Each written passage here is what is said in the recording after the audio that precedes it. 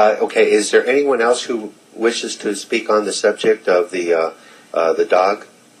I would ask you to please form a line right here and just state your name for the record. Hello. Councilmen, women, how are you guys this evening? My name is Philip Rivera, and I live in this city, this great city that I'm very, very proud to live in. I've lived in this city my whole life, 31 years, and I've never lived in another city ever. And my heart is very near and dear to this city, and I've been very close to the last mayor that lived here and his children and grew up in the city in different areas of the city. And to my astonishment, the night of Sunday, Monday came, and my wife came home from work, and she lives in the city as well with me. And she came, did you see? And I said, did you see what? What happened? And she was like, there was a dog killed. Did you see the tape? And so I said, no, I didn't see the tape, but I kind of brushed her off. I didn't really want to look at it. And finally I looked at it, and I was very, very astonished to see what had taken place. There's something that definitely needs to be done. It's not hearsay. It's not one person versus another, the police versus the owner of the dog. The videotape is there, and the whole world is able to see the videotape. Now, what I'm saying that we should do as a community, as a people together, is we need to address this issue very, very seriously.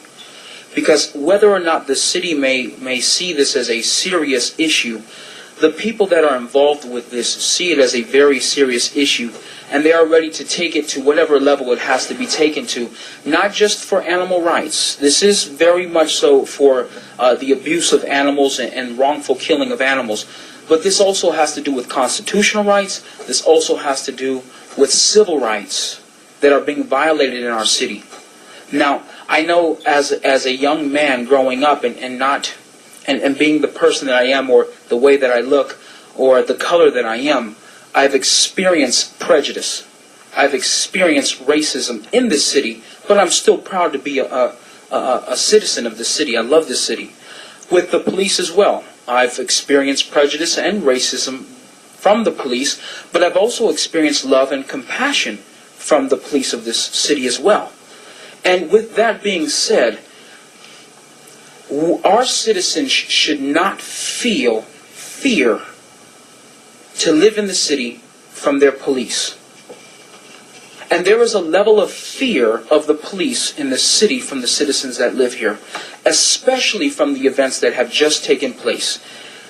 With the internet and everything streaming live, and I'm not just talking about this incident, there's other incidences that has happened with the police station that have called for much corruption and things that should have been taking place, discipline that should have happened that never did, and because of it, we're seeing what has taken place now.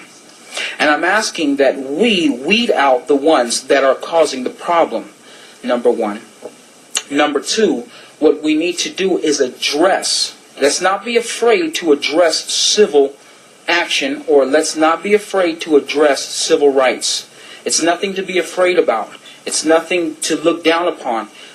There's white, there's black, there's Hispanic, there's Asian, there's everything in this city. And we need to come together as a community, not to be segregated. But there is a level of prejudice that is still real in this city and everywhere else in the United States. And we need to address those issues if that is an issue. Also, what I'm saying is that also the officers that are involved, the one that shot, and I have to be straightforward, there was a level of negligence used that we as a people must understand. There were innocent bystanders that were there watching the incident, and children. And this officer shoots in the direction of children. This is negligence. This is incompetence from a police officer. And any trained, experienced police officer will tell it straight, because I've heard them. And they've told me that was negligence. Something must be done. We must have peace. We must have unity in our city. And if this does not get dealt with in the proper manner, it's going to escalate into something that will bring a real fiasco to the city, and it will be a shame. We must be the city of good neighbors and have time and just let others, cities, look at our city as a city to be modeled after. And I pray that as I look behind the mayor, it says, "In God we trust." I pray that this city will do this and do it honorably. Thank you. Thank you.